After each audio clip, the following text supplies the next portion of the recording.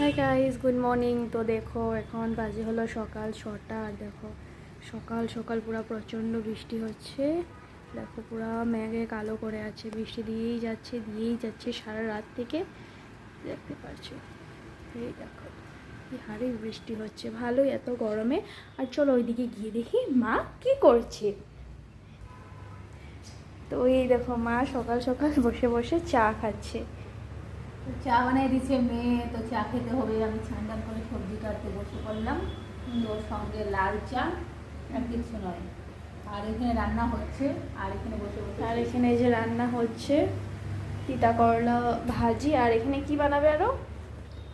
এখানে বানাবো আলু পটলের রসা, আর এখানে আছে আদা কাঁচা লঙ্কা আর সবজি নিয়ে বসে আছি, দেখি সবজি কি রান্না বানাবো। আছে।